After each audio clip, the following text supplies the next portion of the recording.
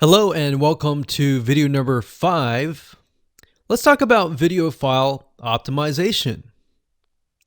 Did you know that all files contain data that tells YouTube what your video could be about? Let me show you. Okay, so the way that YouTube gets an idea of what your video is about is by transcribing it. And for the most part, it can usually figure out what your video is all about if you have voice and speaking in it.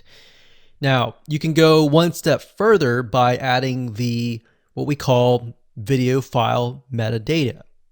It's very similar to a website metadata. So for example, if you right click on any website and you click on View Page Source, up at the top, you're going to see a lot of what we call metadata.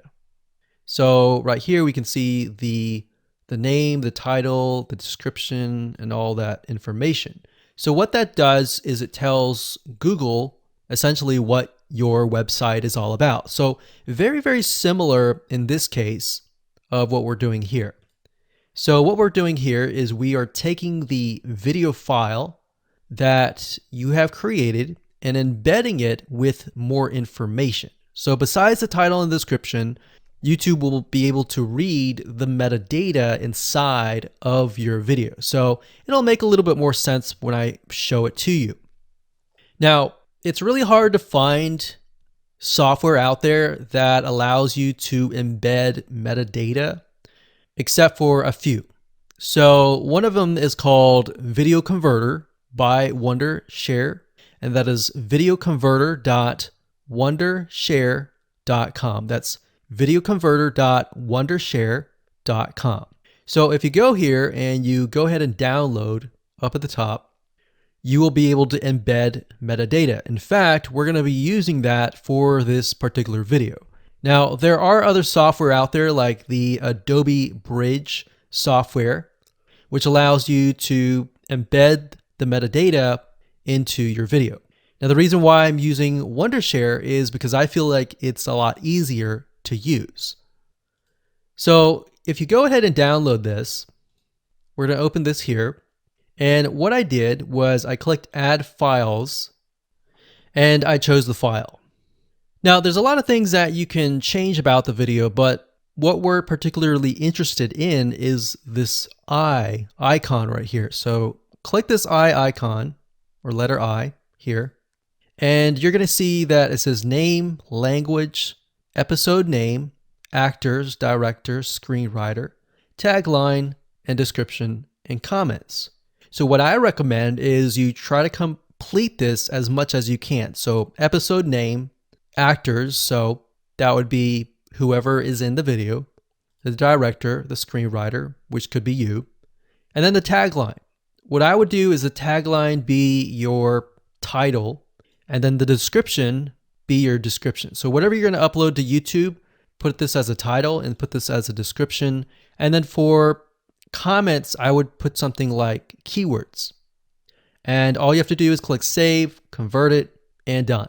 That's the reason why we're using Video Converter, because it's just so much easier. With Adobe Bridge, it's easy too, but there's a lot of more options and very easy to get confused. So once you're done with that, you save the video, your video has the metadata inside of it, and all you have to do is simply upload it to YouTube, and that's it. Hello and welcome back. This is video number 6. Let's talk about your thumbnail and why that is important. You see, since our goal is to get more clicks or more views to your YouTube video, we have to rely on attracting viewers. So if you think about it, the thumbnail is the first thing people see as they are scanning to find what interests them the most. So in other words, if you think about it, if you go to youtube.com and you type in a keyword, you're going to see all the results with thumbnails, the titles, the descriptions, and all of that. So that's the first thing that they see. So let's discuss what your thumbnail should contain and what's working in your market and how to figure that out. So when it comes to having a thumbnail, you want to make sure that it is eye-catching, meaning it shows somebody what they want. So if Instant Pot Chicken is your main keyword, you want to make sure that your thumbnail has something in it that entices them. So it's good to have the keyword or the title in it. So you can see right now the way YouTube works is they have an initial title or an initial thumbnail, and then after that you can see motion. So if I put my mouse over it, you can actually see part of the video, which makes it a lot more engaging. So as we scroll down, the initial thumbnail that this woman uses is the Instant Pot. And then this one here, it says Instant Pot recipes. So Instant Pot.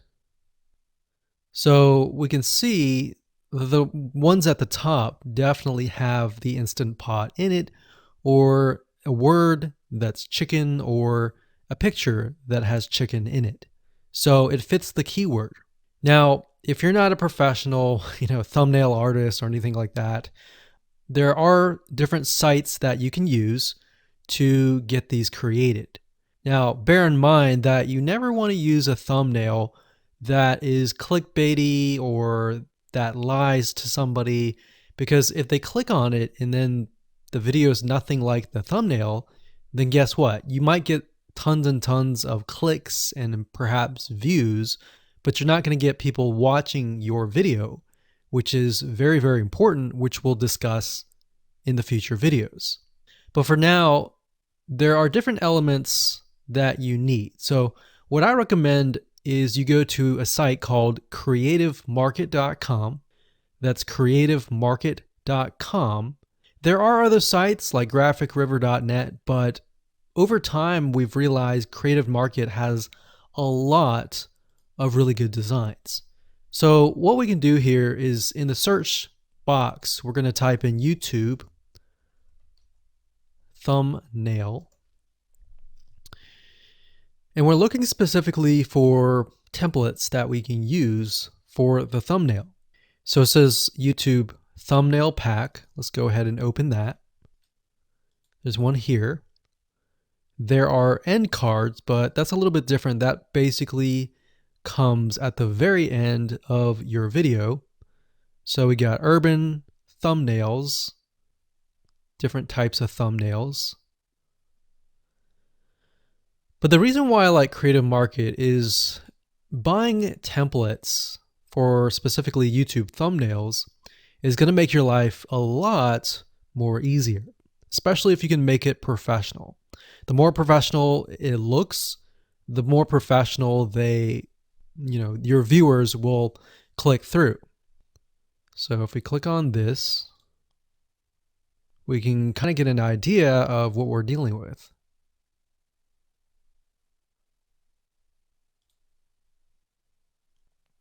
And here's more thumbnails here as well. Now, over time, we've realized with YouTube thumbnails, more and more designs are becoming minimalistic, meaning it's not too fancy, but it's got just enough information to tell the person what it is all about. So it could have text, it could have pictures, but you really need to know what your YouTube video is about before you can create your thumbnail. In fact, I recommend that you create your YouTube video first and then you create your thumbnail so that you can make sure that you attract the right person. Now, what we found a little bit of a technique is to create a thumbnail that is related to essentially the end, meaning if you're creating an Instant Pot chicken recipe, you might want to show the chicken already cooked. So essentially what people get if they click through. So that way people think, oh, okay, this looks really nice. I'm going to click through. And they're more likely to actually watch all the way through to the end. And that's what we want. We want people not to just click through, but to watch all the way till the end. And that's actually going to help us with the ranking. Hello and welcome to video number 7. let's talk about video length in more depth. So the big question is, how long should your video be? While yes, most folks have said that your video should be short due to attention span, and that's something that we've talked about in the past, and that definitely worked in the past, and that still is true that people's attention span are short. But today, in terms of YouTube, your video length should be longer, and here's why. Did you know that YouTube ranks your video based on how many minutes your viewer watches? We talked briefly about this in video number 1, but I want to talk about why that is the case. Statistically speaking, most people that we have found, based on statistics that we have seen in YouTube, most people watch about 50% of a video. Even the people that are interested in a video, they watch 50% of a video. So if that, in this case, is a 5-minute video, an average viewer is only going to watch about 2.5 minutes. Now, here's why that is important. If you're competing against someone who has a 30-minute video and their viewers watch 15 minutes, which is about 50%, well, guess what? Even if they can have less viewers than you, they're going to beat you because they have a longer video. So if you got the 2.5, they've got the 15 minutes, they can send less people and still beat you. And YouTube will favor them in the end. Now that, of course, is assuming that the views are legitimate and people are actually watching. And that's why user experience is so important. So to give you some real life practical application, let's hop on over to YouTube and I'm going to show you proof that this works. Okay, so let's take what we learned and what we just discussed and apply it to some real life practical application. So if we head on back over to youtube.com, we type in the keyword Instant Pot recipes, we can see this one, and this one. So let's go ahead and open these up. So we got this one, and this one. So that's 1, 2, and 3. The first one has about roughly 8 minutes or 9 minutes. We'll say 9 minutes. The second one has about 27 minutes. And the third one has about 20 minutes. Okay. So essentially the second and third have about double the amount of time. So like we talked about, most people watch about 50% or less, and then they quit. That's the average, right? So if that's the case, this person here, even though they have more views, see that?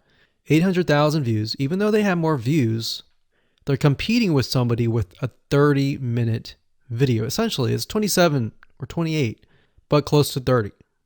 So if we round that, we'll just say this is 10, this is 30, and this is 20. All right, so let's keep it at even numbers. So if that's the case, there's 4 minutes here, 15 minutes here, and 10 minutes here. So this means that the person with the less amount of minutes, they're going to need a lot more views and a lot more people watching it. So in total, if this person has, obviously this person's number 1, but what I'm saying here is because YouTube looks at how many minutes are watched, if this person had 800,000 views and this person had only half of that amount, but had more than double this amount, this person right here would most likely rank higher. So see that? Only 100,000 views, 15 minutes. This one here, 20 minutes, only 6,000 views.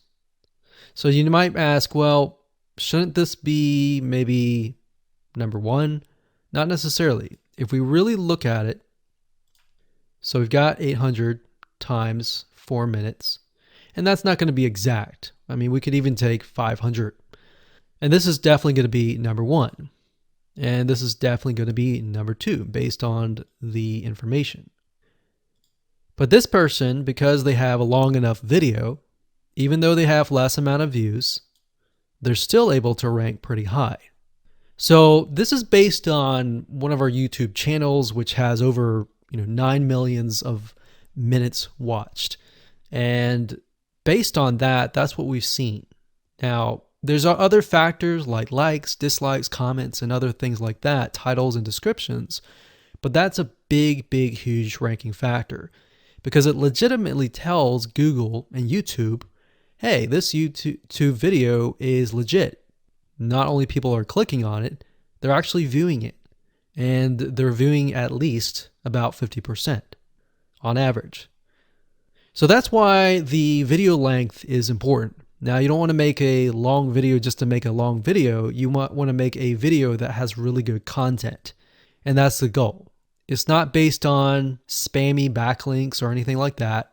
It's based on providing real value. Hello and welcome to video number 8. So just want to say congratulations on reaching the end of this video course. We're going to talk about a secret tip that you can use to outrank your competitors.